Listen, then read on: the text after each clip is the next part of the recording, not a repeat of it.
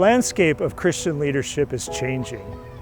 About 100 years ago, during the Industrial Revolution, an engineer by the name of Frederick Taylor wrote a very influential book called The Principles of Scientific Management. He believed that leadership's primary role was to orchestrate precisely the sequence of events from workers to all activities in the organization to make sure that it functioned like a well-oiled machine. So workers were primarily just cogs in the machine. They weren't responsible for how the whole organization went. That was the leader's role. The leaders were the overlords, they were the engineers.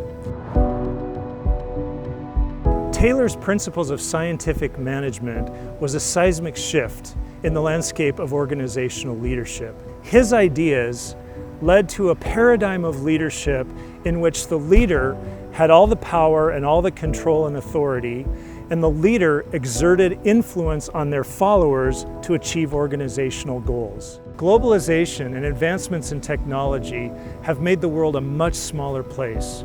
The rate of change, even on a day-to-day basis, is exponential. Suddenly forces on one side of the world have seismic consequences for organizations on the other side of the world.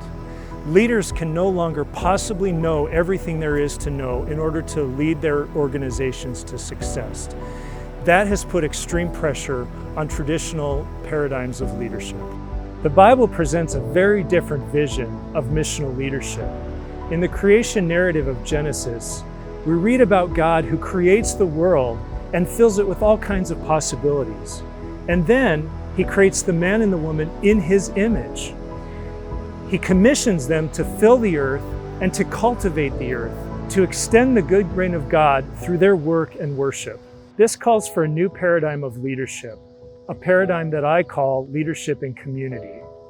It is leadership in which all participate in the good work of creation as image bearers of the living God who wants His goodness, justice, and mercy to be reflected through their culture making. It's leadership in which the diversity and differences of cultures, worldviews, perspectives, and skills are welcomed to the table. And as they share together, they're able to better make sense of the world around them and all the changes that they're experiencing so that they can make better decisions to advance the organization's goals. It's leadership in which all lead and all follow, and they all participate in the mission of God and His intention to redeem the cosmos through Jesus Christ.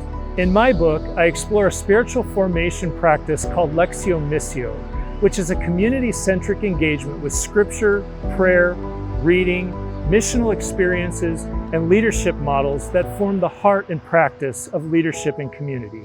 As missional teams experience Lectio Missio together, they discover the mission of God and their place in it as His image bearers, the importance of community, and the ethics of hospitality, servantship, and peacemaking that propels leadership in community forward. Essentially, they will begin to live into their calling and reflect the image of God in the world they inhabit. They will extend the horizons of what's possible for their communities as places where the good reign of God advances the flourishing of all creation.